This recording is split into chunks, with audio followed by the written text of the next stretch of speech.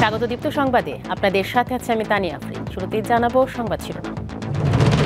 চট্টগ্রামে পুলিশের ওপর হামলায় 6 জন রিমান্ডে, আইনজীবী হত্যাকাণ্ডে দ্রুত বিচারের আশ্বাস। আলোচিত মিতু হত্যায় স্বামী বাবুলের জামিন চেম্বার আদালতে বহাল, মুক্তিতে বাধা নেই আর। এবং ফেনীর 40টি ইউনিয়নের দায়িত্বে 12 প্রশাসক, জন্ম ও মৃত্যু নিবন্ধন সহ মেলে না কাঙ্ক্ষিত সেবা।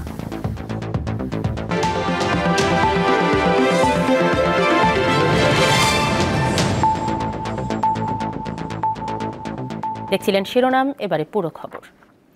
দেশে চলমান নানা ইস্যুতে এবং জাতীয় ঐক্যের লক্ষ্যে রাজনৈতিক দলগুলোর সঙ্গে আরেক দফা আলোচনা শুরু করেছেন প্রধান উপদেষ্টা ডক্টর মোহাম্মদ ইউনূস।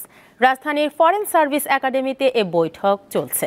সেখানে আছেন আমাদের সহকর্মী স্বস্তিকা সিংহ, তার সাথে বলবো সবশেষ কথা জানাবেন তিনি সেখান থেকে।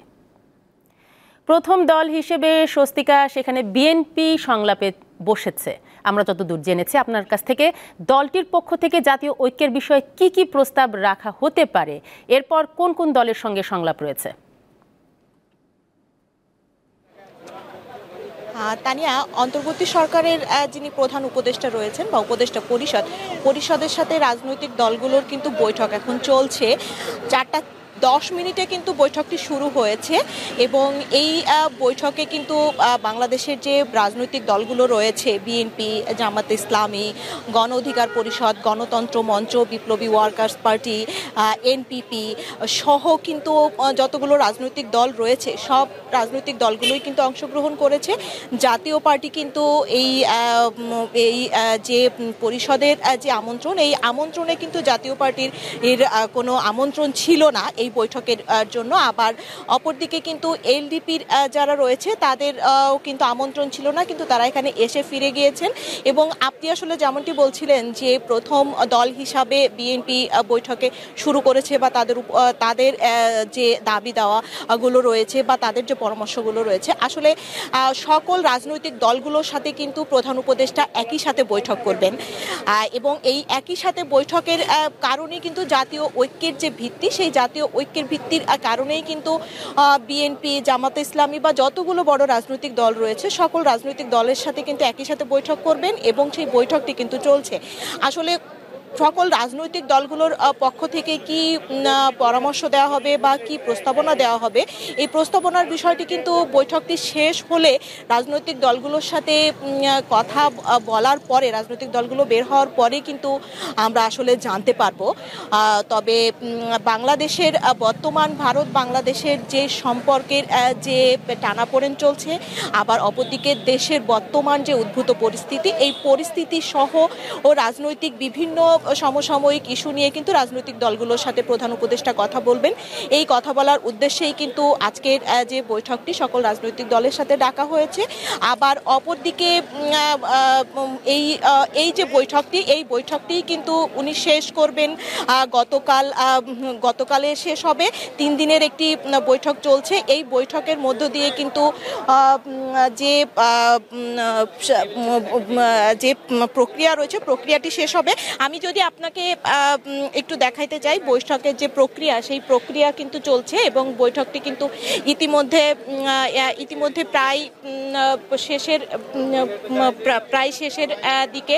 এখন কিন্তু যে সব রাজনৈতিক দলগুলো রয়েছে সেই রাজনৈতিক দলগুলো কিন্তু এখন আসলে আস্তে আস্তে বের হওয়ার যে সময়টি রয়েছে, সেই সময়টি কিন্তু আমরা আশা করছি যে কিছু সময়ের মধ্যেই চট্টগ্রামে পুলিশের ওপর হামলার মামলায় গ্রেফতার হওয়া 12 জন আসামির 6 দিন করে রিমান্ড মঞ্জুর করেছে আদালত।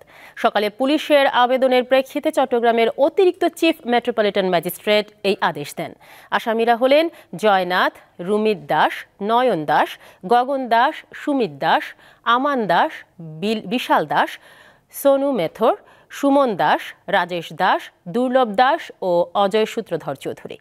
এর আগে গত সোমবার পুলিশের ওপর হামলার আরেকটি মামলায় 8 আসামির 7 দিন করে রিমান্ড মঞ্জুর করেন আদালত।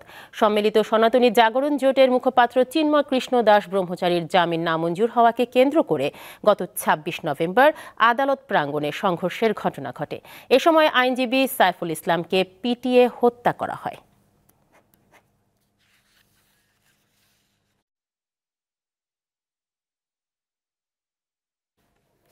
এদিকে চট্টগ্রামে গত ২৬ নভেম্বর হামলায় নিহত আইনজীবী সাইফুল ইসলাম আলিফের কবর জিয়ারত করেছেন অ্যাটর্নি জেনারেল মোহাম্মদ আসাদুজ্জামান। সকালে চট্টগ্রামে লোহাগাড়ায় চুন্তি ইউনিয়নের ফারেঙ্গা গ্রামে গিয়ে মরহুমের রুহের মাগফিরাত কামনা করেন তিনি। পরে শোকসন্তপ্ত পরিবারের সদস্যদের সমবেদনা জানান। এ সময় অ্যাটর্নি জেনারেল সাংবাদিকদের জানান, আইনজীবী আলিফ হত্যার বিচার দ্রুত করতে যা যা করণীয় আইনি কাঠামোর মধ্যে থেকে সরকার সবকিছুই করবে। এখানে আলিফের পরিবার শুধু একা না, গোটা রাষ্ট্র ব্যবস্থায় এখানে বাদী। সুতরাং ন্যায় বিচার প্রতিষ্ঠার জন্য, আলিফের এই হত্যাকাণ্ডের বিচারের জন্য যা যা করণীয় সরকার তাই করবেন। যদি কাউকে আইনি সহায়তা দেওয়ার ব্যাপারে বাধা দেওয়া হয়, আমরা এটা খতিয়ে দেখব এবং আমরা মনে করি ন্যায় বিচার প্রতিষ্ঠার পথে ইভেন খুনিরও অধিকার আছে আইনি সহায়তা পাওয়া। আমরা সেই লাইনে আগাবো। চট্টগ্রামে বহুল আলোচিত মাহমুদা খানম মিতু হত্যা মামলায় তার স্বামী সাবেক পুলিশ সুপার বাবুল আক্তারের জামিন বহাল রেখেছে চেম্বার আদালত। ফলে তার কারামুক্তিতে আর কোনো বাধা রইল না। বুধবার আপিল বিভাগের চেম্বার বিচারপতি রেজাউল হক এ আদেশ দেন। এর আগে গত রবিবার বাবুলের জামিন স্থগিত চেয়ে এ আবেদন করেন মিতুর বাবা।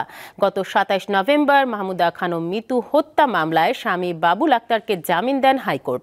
২০১৬ সালের ৫ জুন সকালে চট্টগ্রাম নগরের নিজাম রোডে ছেলেকে স্কুল বাসে তুলে দিতে যাওয়ার পথে দুর্বৃত্তদের গুলি ও ছুরিকাঘাতে নিহত হন মাহমুদা খানম মিতু। ওই ঘটনার সময় মিতুর স্বামী বাবুল আক্তার অবস্থান করছিলেন ঢাকায়। ঘটনার পর চট্টগ্রামে ফিরে তৎকালীন এসপি বাবুল আক্তার পাঁচলাইশ থানায় একটি হত্যা মামলা দায়ের করেন। পরবর্তীতে স্ত্রী হত্যাকাণ্ডে স্বামী বাবুল আক্তারেরই সম্পৃক্ততা পায় police bureau of investigation PBI. গত বছরের ১৩ মার্চ আলোচিত মামলাটিতে বাবুল আক্তার সহ ৭ আসামির বিরুদ্ধে চার্জ গঠন করে বিচার শুরুর আদেশ দেন আদালত। রাঙামাটির সাজেকে পর্যটক চলাচলে নিরুৎসাহিত করেছে জেলা প্রশাসন। বুধবার এক বিজ্ঞপ্তিতে এই তথ্য জানানো হয়। এতে বলা হয়, বাঘাইছড়ি উপজেলার সাজেক ও তার পার্শ্ববর্তী এলাকার আইন শৃঙ্খলা পরিস্থিতি এবং এইসব এলাকার পর্যটকদের সার্বিক নিরাপত্তা পরিস্থিতি বিবেচনা করে ৪ ডিসেম্বর একদিনের জন্য সাজেকে ভ্রমণ নিরুৎসাহিত করা হলো। এজন্য সকাল থেকে খাগড়াছড়ি থেকে সাজেকে কোনো পর্যটকবাহী গাড়ি যায়নি এবং কোনো পর্যটকবাহী গাড়ি সাজেক ছেড়ে আসেনি। এমন অবস্থায় রাঙামাটির বাঘাইছড়ি পর্যটন কেন্দ্র সাজেক ভ্যালিতে আটকা পড়া পর্যটকরা দুপুর ২টার দিকে সেনাবাহিনীর সহায়তায় খাগড়াছড়ির উদ্দেশ্যে রওনা হন। দর্শক, এ বিষয়ে জানাতে রাঙামাটি থেকে যুক্ত হচ্ছেন আমাদের সহকর্মী মিশু দে। মিশু, জেলার এখন আইন শৃঙ্খলা পরিস্থিতি কেমন দেখছেন, আর পর্যটকদের চলাচলে এ বিধিনিষেধ কতদিনের জন্য দিয়েছে? হ্যাঁ তানিয়া, রাঙামাটির সাজেকে গতকাল পার্বত্য চট্টগ্রামের যে আঞ্চলিক দুইটি দল জেএসএস এবং ইউনাইটেড পিপলস ফ্রন্ট ইউপিডিএফের মধ্যে যে সারাদিনের দিনভর একটি গোলাগুলির ঘটনা ঘটেছে আমরা শুনেছি, যার পরিপ্রেক্ষিতে গতকাল সাজেকে যে 4 থেকে 5 শতাধিক পর্যটক সাজেক গিয়েছিল তারা বিকেলে ফিরতে পারেনি এবং সাজেকে কোনো পর্যটক গতকাল প্রবেশও করতে পারেনি। এর পরিপ্রেক্ষিতে গতকাল রাতে জেলা প্রশাসনের পক্ষ থেকে রাঙামাটি জেলা প্রশাসনের অতিরিক্ত জেলা ম্যাজিস্ট্রেট জুবাইদা আক্তার একটি বিজ্ঞপ্তি প্রকাশ করেন যে আজ অর্থাৎ 4 ডিসেম্বর সকাল থেকে সাজেকে কোনো সকল ধরনের পর্যটক চলাচলে নিরুৎসাহিতকরণ করা হয়। এরই পরিপ্রেক্ষিতে আজ সকাল থেকে কোনো পর্যটক সাজেকে চলাচল করতে পারেনি। তবে পরিস্থিতি উন্নতি হওয়ার কারণে আজ দুপুরের পর অর্থাৎ 2টা 20-এর দিকে সাজেক থেকে যে পর্যটকরা আটকা পড়া ছিল তাদের সেনাবাহিনীর প্রটোকলের মাধ্যমে তাদের খাগড়াছড়িতে পাঠিয়ে দেওয়া হয়েছে। তারা খাগড়াছড়ি থেকে তাদের নিজ নিজ গন্তব্যের উদ্দেশ্যে জানতে পেরেছে। আর যে আইনশৃঙ্খলা পরিস্থিতির ধীরে ধীরে উন্নতি হচ্ছে বলে আমাদের জানিয়েছেন পুলিশ প্রশাসনের পক্ষ থেকে। এছাড়াও বাঘাইছড়ি উপজেলার নির্বাহী অফিসার আমাদের জানিয়েছেন, যেহেতু সাজেকের পরিস্থিতি এখন উন্নতির দিকে, সে কারণে পর্যটকদের তারা ফেরত পাঠিয়েছেন। এছাড়া রাঙামাটির যে সার্বিক পরিস্থিতি, সাজেকের যে নিরাপত্তা পরিস্থিতি তার প্রভাব কিন্তু রাঙামাটি শহর বা আশপাশের যে উপজেলাগুলোতে পর্যটক প্রবেশ করে সেইগুলোতে কিন্তু তার প্রভাব পড়েনি। আমরা সকাল থেকে তারপরে দেখতে পেয়েছি রাঙামাটির শহরের বিভিন্ন জায়গায় আইনশৃঙ্খলা। রাঙামাটি থেকে যুক্ত ছিলেন সহকর্মী মিশুদে। ফেনীর 40টি ইউনিয়নে 12 জন প্রশাসক দায়িত্ব পালন করছেন। এতে প্রত্যাশিত সেবা না পাওয়ার অভিযোগ উঠেছে।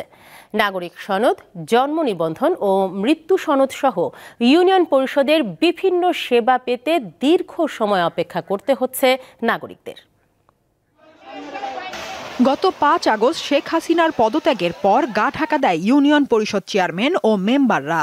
ফেনী জেলার 6 উপজেলার 43টি ইউনিয়নের মধ্যে 40টির ইউনিয়ন পরিষদ চেয়ারম্যান, 5টি পৌর মেয়র ও 6টি উপজেলা পরিষদ চেয়ারম্যান আত্মগোপনে যান। এরপর 20 আগস্ট দেখা দেয় ভয়াবহ বন্যা। এতে অধিকাংশ ইউনিয়ন পরিষদের কম্পিউটার নষ্ট ও ডিজিটাল সেন্টার বন্ধ থাকায় বাইরে থেকে নাগরিক সনদপত্র প্রিন্ট করে নিয়ে যেতে হচ্ছে। তারপরও স্বাক্ষরের জন্য অপেক্ষা করতে হয় ঘন্টার পর ঘন্টা। পত্রপত্র আসলে দোকান থেকে লিখে নিয়ে আসেন, তারপর সচিব স্বাক্ষর করে দিব। যেমন ওয়ারিশ সনদ হইলে ওইটা জটিল, ট্রেড লাইসেন্স হইলে জটিল, ওইটা এসিলেন মহোদয়ের কাছে যাইতে হবে। এখান থেকে বলতেছে ভূমি অফিসে যাওয়ার জন্য, ভূমি অফিসে টেকনিক্যাল গেছি, ওখানে পাঠাচ্ছে বাসপাড়া ফেনি, ওখানে গেছি, ওখানেও সচিব সাহেব নাই। এখন 11টা বাজতেছে, আমি 9:30টায় আইছি, বাইরে তুমি কম্পিউটারে সার্টিফিকেটটা করে আনছি, কিন্তু এখন এখানে কেউ আসে নাই। জন্মদিনের কার্ড বানাবে দিছি, অনলাইন করবে আজকে 5-6 দিন হয়। ফেনীর 40টি ইউনিয়ন পরিষদের দায়িত্ব পালন করছেন 6 জন উপজেলা নির্বাহী কর্মকর্তা ও 6 জন সহকারী কমিশনার ভূমি। এই যে একটা জন্ম নিবন্ধন আমাদের এখান থেকে আবার ইউএন অফিস থেকে অ্যাপ্রুভাল দিতে হয়, ইউএন অফিস থেকে হচ্ছে আবার ট্যাগ অফিসারের কাছে, তো পাবলিক একবার এখানে যেতে হচ্ছে, একবার উপজেলাতে যেতে হচ্ছে। এই হিসেবে মানুষের ভোগান্তিটা বেড়ে গেছে। আমার ল্যাপটপ, তারপর কম্পিউটার, ফটোস্টেট মেশিন, প্রিন্টার এগুলো ক্ষতিগ্রস্ত হয়েছে এবং বিশেষ করে আমার বেশিরভাগ কাগজপত্রই নষ্ট হয়েছে। একদিকে জনবল সংকট, অন্যদিকে কাজের চাপ বেড়ে যাওয়ায় হিমশিম খেতে হচ্ছে প্রশাসনিক কর্মকর্তাদের। আমাদের লোকবলের সংকট আছে, কারণ ইউপি সচিব কিছু কিছু জায়গায় ঘাটতি থাকার কারণে একজনকে 2-3টা চার্জে হ্যান্ডওভার করতে হয়েছে। ডিডিএল স্যার সেভাবে দায়িত্ব বন্টন করেছেন। ফেনী জেলার সকল পৌরসভা ও ইউনিয়ন পরিষদের সেবার মান বাড়াতে দ্রুত পদক্ষেপ নেয়ার দাবি সাধারণ মানুষের। দীপ্ত, বার্তা কক্ষ। আসামি হিসেবে আন্তর্জাতিক অপরাধ ট্রাইব্যুনাল দেখে গেলেন প্রতিষ্ঠাকালীন আইন প্রতিমন্ত্রী কামরুল ইসলাম। সাথে আওয়ামী লীগের প্রভাবশালী নেতা আমির হোসেন আমুও দেখলেন এ ট্রাইব্যুনাল। ম্যাজিস্ট্রেট আদালতের মতো ধাক্কাধাক্কি না থাকায় ট্রাইব্যুনালের পরিবেশ নিয়ে সন্তুষ্ট তারা। আইন প্রতিমন্ত্রীর দায়িত্বে থাকাকালে বহুবার আন্তর্জাতিক অপরাধ ট্রাইব্যুনাল ও বিচার কার্যক্রম পরিদর্শন করেন কামরুল ইসলাম। নিজের হাতে গড়া সেই ট্রাইব্যুনাল পরিদর্শন করতে এবার কোনো ভিআইপি গাড়ি পাননি তিনি। পুলিশ ভ্যানে আসতে হয়েছে তাকে, কারণ তিনি জুলাই আগস্টে সংগঠিত মানবতাবিরোধী অপরাধ মামলার আসামি।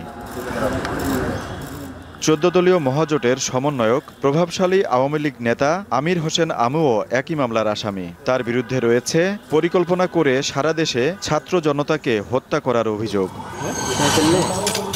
ট্রাইব্যুনালে মাঝে মধ্যে তাদেরকে হাসতে দেখা গেলেও বেশিরভাগ সময় চিন্তার ছাপ ছিল চোখে মুখে। আওয়ামী লীগের এই 2 নেতাকে বুধবার ট্রাইব্যুনালে হাজির করা হলে প্রসিকিউশন তাদের বিরুদ্ধে অভিযোগ তুলে ধরে। পরে দুজনকেই ট্রাইব্যুনালের মামলায় গ্রেপ্তার দেখিয়ে কারাগারে পাঠানো হয়। পরবর্তী শুনানি হবে 17 ডিসেম্বর। ছাত্র জনতার উপরে নির্বিচারে গুলি করে তাদেরকে হত্যা করা হয়েছে, চিরতরে পঙ্গু করা হয়েছে, অন্ধ করা হয়েছে, আহত করা হয়েছে। এখনও তারা এই শরীরে সে সকল দাগ বয়ে নিয়ে বেড়াচ্ছেন। সেই সকল দায় থেকে যারা ওই মিটিংয়ে উপস্থিত ছিলেন, যারা নেতৃত্ব দিয়েছেন, যারা সিদ্ধান্ত দিয়েছেন, এই 2 জন আসামি তাদের অন্যতম ব্যক্তি ছিলেন। এছাড়া যাত্রাবাড়ী থানার সাবেক ভারপ্রাপ্ত কর্মকর্তাকেও বুধবার হাজির করানো হয় ট্রাইব্যুনালে। ইতোমধ্যে প্রায় 70 জনের বিরুদ্ধে গ্রেফতারি পরোয়ানা জারি হয়েছে। এখনও অনেক ব্যক্তি গ্রেফতার হননি এবং তারা পলাতক থাকা থেকেও এই মামলার তদন্তে বাধাগ্রস্ত করে বিভিন্ন বক্তৃতা বিবৃতি দিচ্ছেন। আমুর আইনজীবী জানান, সিনিয়র আইনজীবী জেডাই খান পান্না লড়বেন আমির হোসেন আমুর পক্ষে। আমাদের কাছে এখন পর্যন্ত মামলার কপি আসেনি, আমরা আগামীকালকে কপিটা কালেক্ট করে নেব সিনিয়র অ্যাডভোকেট হিসেবে আর কি।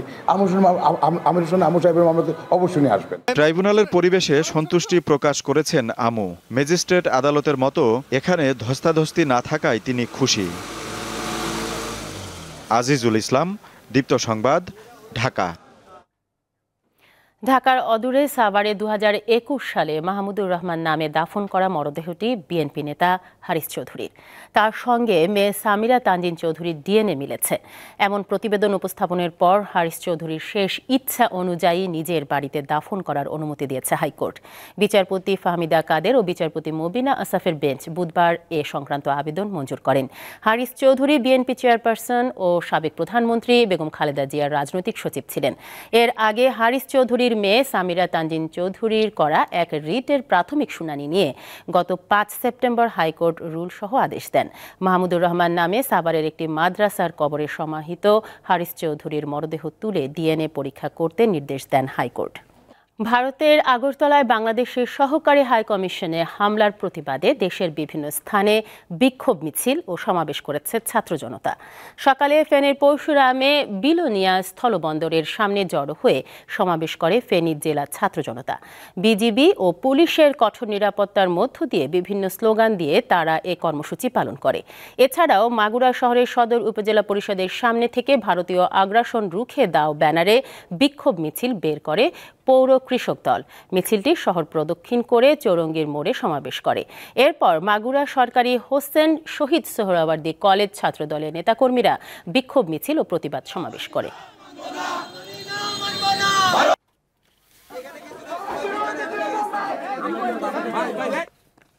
খেলার খবর।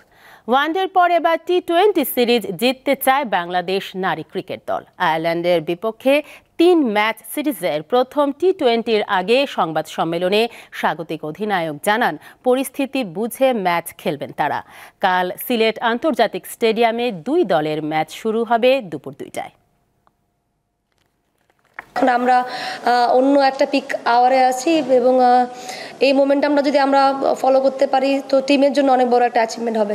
অধিনায়কের মুখে এই আত্মবিশ্বাসী বলে দেয় ওয়ানডে সিরিজে আয়ারল্যান্ড নারী দলকে হোয়াইট ওয়াশ করার পর এবার টি-20টাও নিজেদের করে নেওয়ার লক্ষ্য তাদের। তবে ঢাকার মিরপুর স্টেডিয়াম আর সিলেট আন্তর্জাতিক স্টেডিয়ামের উইকেটের মধ্যে রয়েছে বেশ পার্থক্য। সাথে স্বাগতিক দলে হয়েছে পরিবর্তনও। সাথী রানী ইনজুরিতে পড়ায় কপাল খুলেছে শারমিন আক্তার সুপ্তার। দীর্ঘ 2 বছর পর টি-20 দলে ফিরলেন তিনি। আর জায়গা হারানো দিশা বিশ্বাসের পরিবর্তে সুযোগ পেয়েছেন বাহাতি স্পিনার সানজিদা আক্তার মেঘলা। বিশ্রাম দেওয়া হয়েছে মারুফা আক্তার ও সুলতানাকে। এই দুইজনের পরিবর্তে দলে ডাক পেয়েছেন জান্নাতুল সুমনা ও ফারিয়া তৃষ্ণা। প্লেয়াররা ভালো টাচে আছে এখন, বাট ইম্পর্টেন্ট হচ্ছে যে আমাদের ওই কনসিস্টেন্সিটা থাকবে কিনা, আর প্লাস ডিফারেন্ট ফরম্যাট এবং ডিফারেন্ট কন্ডিশন অবশ্যই আমাদেরকে একটু চিন্তা ভাবনা করে খেলতে হবে। বাট প্রথম ম্যাচটা অনেক বেশি ইম্পর্টেন্ট। প্রতিপক্ষ আয়ারল্যান্ড ওয়ানডে চেয়েও বেশ শক্তিশালী ক্রিকেটের সংক্ষিপ্ত ফরম্যাটে। বিশেষ করে সিলেটের মতো বাউন্সি উইকেটে খেলার অভিজ্ঞতা বেশ ভালো তাদের। তাছাড়া সেখানকার আবহাওয়ার সঙ্গে অনেকটাই পরিচিত সফরকারীরা। ওয়ানডে সিরিজে ট্রফি হারালেও টি-20তে একই ভুল করতে চান না তারা।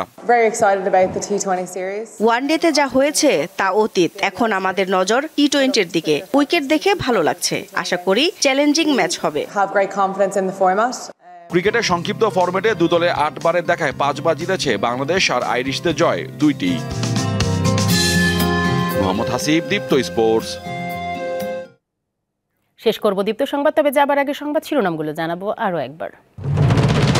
চট্টগ্রামে পুলিশের ওপর হামলায় 6 জন রিমান্ডে, আইনজীবী হত্যাকাণ্ডে দ্রুত বিচারের আশ্বাস। আলোচিত মিতু হত্যার স্বামী বাবুলের জামিন চেম্বার আদালতে বহাল, মুক্তিতে বাধা নেই আর। এবং ফেনীর 40টি ইউনিয়নের দায়িত্বে 12 প্রশাসক, জন্ম ও মৃত্যু নিবন্ধন সহ মেলে না কাঙ্ক্ষিত সেবা। এ ছিল এখনকার মতো। আমাদের পরবর্তী সংবাদ সন্ধ্যা 6:40।